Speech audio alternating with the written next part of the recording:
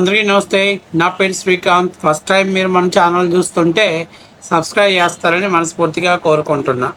ఇక విషయంలోకి వెళ్తే, ఆంధ్రప్రదేశ్లో వైఎస్ అవినాష్ రెడ్డి మరియు జగన్మోహన్ రెడ్డి గారికి అత్యంత సన్నిహితంగా ఉన్నటువంటి వీళ్ళల్లో అటు తెలంగాణ ఇటు ఆంధ్రప్రదేశ్లో ఒకేసారి దాదాపుగా 10 చోట్ల ఈడీ తన దర్యాప్తుని ముమ్మరం చేసింది. ఇదే ఇప్పుడు ఆంధ్రప్రదేశ్లో అతిపెద్ద హాట్ టాపిక్గా మారింది.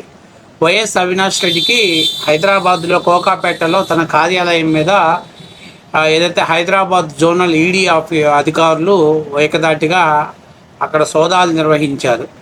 అంతేకాకుండా కడప పులివెందుల్లో అవినాష్ ఇంటి దగ్గరికి వెళ్తే ఈడీ అధికారులు వెళ్ళే సమయానికి ఇంటికి తాళం వేసి ఉండటంతో ఆయన బాబాయ్ అయినటువంటి శివశంకర్ రెడ్డి ఆయన వచ్చి తాళాలు ఓపెన్ చేస్తే ఈడీ అధికారులు లోపలికి వెళ్ళి ప్రవేశించి వాళ్ళకి కావాల్సినటువంటి వాటిని అంటే మొత్తం హౌస్ చెక్ చేసుకోవడం జరిగింది. వీళ్ళే కాకుండా అవినాష్ రెడ్డికి అత్యంత సన్నిహితంగా ఉన్నటువంటి జగన్మోహన్ రెడ్డికి అత్యంత సన్నిహితంగా ఉన్నటువంటి వాళ్ళు, అందులో అవినాష్కి సన్నిహితంగా ఉన్నటువంటి సునీల్ రెడ్డి, అట్లాగే జగన్మోహన్ రెడ్డి సన్నిహితంగా ఉన్నటువంటి ఎర్రగంగిరెడ్డి, అలాగే దేవిరెడ్డి శంకర్ రెడ్డి, అట్లాగే సునీల్ రెడ్డి, వీళ్ళందరూ కూడా అంటే వైఎస్ వివేకానంద రెడ్డి హత్య కేసులో వీళ్ళు ఆరోపణ ఎదుర్కొంటున్నటువంటి వ్యక్తులు. వీళ్ళల్లో ఏకదాటిగా ఈడీ సోదాలు నిర్వహించింది. అంతేకాకుండా ఈ గంగిరెడ్డి ఇంట్లో సోదాలు నిర్వహించడానికి స్వయాన ఆయన ఏదైతే ఉంటున్నటువంటి ఒక గ్రామీణ ప్రాంతంలో ఉండే హౌస్ దగ్గరికి కూడా వెళ్ళి వాళ్ళు సోదాలు నిర్వహించడం ఇప్పుడు పెద్ద ఎత్తున చర్చాంశమైన అంశంగా మారింది. అసలు ఈడీ ఎందుకు సోదాలు చేస్తుంది? బీజేపీ వైసీపీకి హ్యాండ్ ఇచ్చిందా? ఇప్పటిదాకా బీజేపీ కాపాడుతూ వస్తున్నటువంటి వైసీపీ వివేకానంద రెడ్డి హత్య కేసులో చేతులు ఎత్తేసిందా? ఈడీ దూకుడుగా వ్యవహరిస్తే వైసీపీ పరిస్థితి ఏంటి అనేది ఇప్పుడు పెద్ద ఎత్తున హాట్ టాపిక్గా మారింది. ఎందుకంటే ఇక్కడ చాలా ముఖ్యమైన విషయం, వైఎస్ వివేకానంద రెడ్డి హత్య కేసు అతిపెద్ద ట్విస్ట్గా మారింది. మొదట జగన్మోహన్ రెడ్డి తన రాజకీయ అవసరాల కోసం ఇది నారా రక్తాసుర అని చెప్పేసి ఆయన సాక్షిలో ఒక పెద్ద కథనం రాశారు. ఆ తర్వాత సిబిఐకి కేసు అప్పచెప్పాలని అప్పట్లో జగన్మోహన్ రెడ్డి నానా హంగామా చేశాడు. ఆ తర్వాత 2019లో జగన్మోహన్ రెడ్డి గెలిచిన తర్వాత మాకు సిబిఐ వద్దు, మేమే పరిష్కరిస్తామంటూ జగన్మోహన్ రెడ్డి హైకోర్టులో వేసినటువంటి పిటిషన్ని విత్డ్రా చేసుకున్నాడు. ఆ తర్వాత ఈ కేసు అక్కడి నుంచి ఎక్కడికి కూడా ముందుకు వెళ్ళడం, అయితే ఆయన కుమార్తె మాత్రం సిబిఐ విచారణ కావాలని పట్టుబట్టడం, ఆ తర్వాత జగన్మోహన్ రెడ్డికి సునీతారెడ్డి మధ్య విభేదాలు రావటం, ఈ అంటే జగన్మోహన్ రెడ్డికి ఏదైతే అనుకూలమైనటువంటి మీడియా ఉందో సాక్షిలో కూడా వైఎస్ వివేకానంద రెడ్డి హత్య వెనక సునీతారెడ్డి, నరెడ్డి రాజశేఖర్ రెడ్డి కీలక పాత్ర పోషిస్తున్నారనేటువంటి ఆ విధంగా కథనాలను ప్రచురం చేయటం. అంతేకాకుండా వైఎస్ వివేకానంద రెడ్డికి సెకండ్ మ్యారేజ్ అయిందని, ఆ పిల్లాడికి ఈ ఆస్తి మొత్తం పోతుందని అది మనసులో పెట్టుకొని నరెడ్డి రాజశేఖర రెడ్డి కావాలని ఇది చేయించాడని చెప్పి సాక్షిలో అంటే వాళ్ళ సాక్షాత్తు వాళ్ళ చిన్నాయనకి అక్రమ సంబంధం ఉందని చెప్పి ఆయన సాక్షిలో కూడా అనేక కథనాలు రాశారు. అయితే సునీతారెడ్డి గారు ఎక్కడా కూడా ఆ కథనాలను స్పందించకుండా తన తండ్రి హత్య కేసులో కీలక ముద్దాయిని తేల్చాలంటూ సిబిఐ దగ్గర పట్టుబట్టారు. సుప్రీంకోర్టులో దీని మీద సుదీర్ఘమైనటువంటి పోరాటం చేశారు.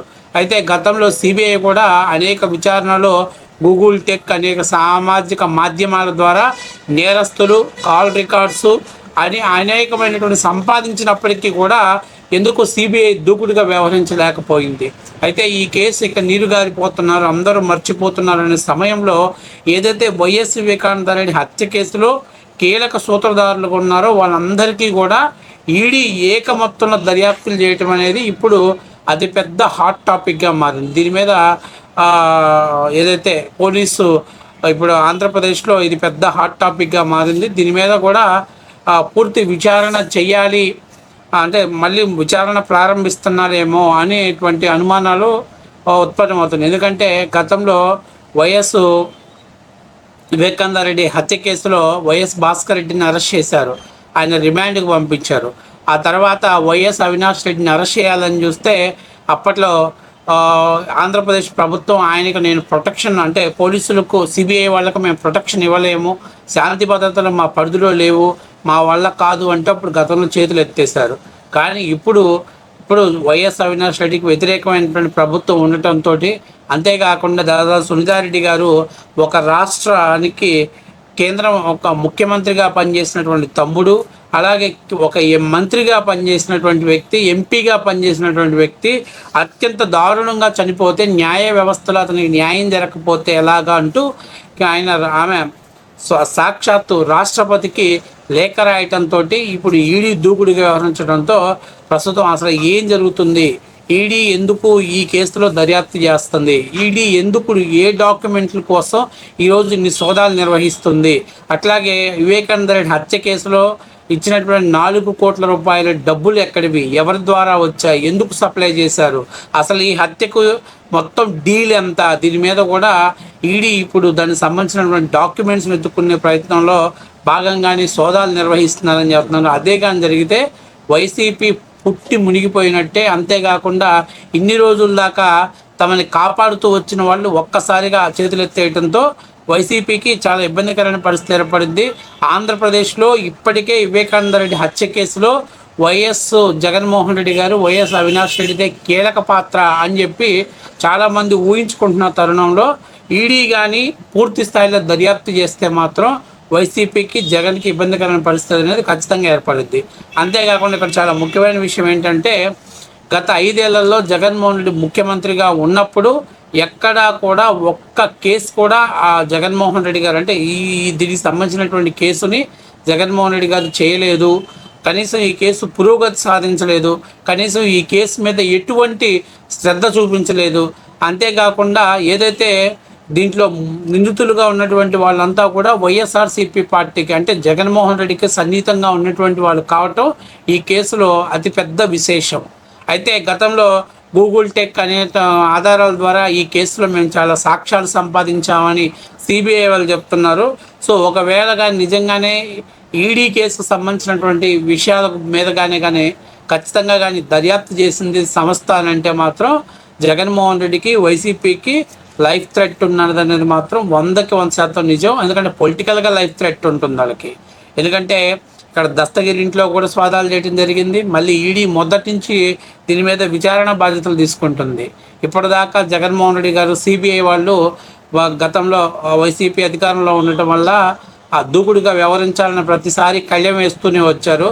అయితే ఈడీ ఎంతవరకు పర్ఫెక్ట్గా పనిచేస్తుంది, ఎందుకంటే సాక్షాత్తు ఒక రాష్ట్రపతికే తమ ఆవేదన తన బాధని వ్యక్తపరిచినటువంటి సునీతారెడ్డి గారు ఒక రకంగా చెప్పాలి అంటే రాబందులతో ఆమె ఫైట్ చేస్తున్నది వాస్తవ విషయం. ఎందుకంటే ఇందులో కీలక సాక్షులుగా ఉన్నటువంటి వాళ్ళందరికీ కూడా థ్రెటనింగ్ జరిగింది. అందులో దాదాపు ఒక 5-6 అనుమానాస్పదమైనటువంటి మృతిలో చనిపోవటం అనేది ఈ కేసుకి అతి పెద్ద అంటే కావాల్సినటువంటి సాక్ష్యాలు ఉన్నాయా లేవా, మళ్ళీ ఎక్కడి నుంచి మొదలు పెట్టాలి, ఈ గూగుల్ టెక్ ఆధారంగా సిబిఐ సంపాదించినటువంటి సాక్ష్యాలు ఎంతవరకు చెల్లుబాటు అవుతాయి, నేరస్తులను ఐడెంటిఫై చేసుకోవడం ఎంతవరకు ఉపయోగపడుతుంది, ఇవన్నీ ఇప్పుడు ప్రస్తుతం వైసీపీకి గుండెల్లో రైళ్లు పరిగెడుతుంది.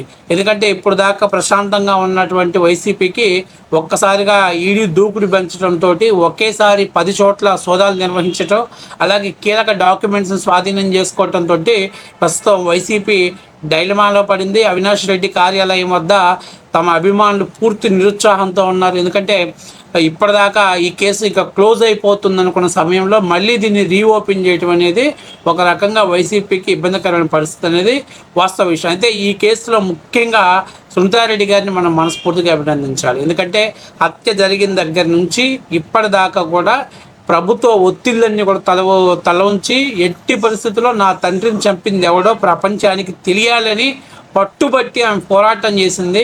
సో ఆమె పోరాటానికి కనీసం ఒక రికగ్నైజ్ వస్తుందా రాదా అనేది మరి కొన్ని రోజులు తేరబోతుంది.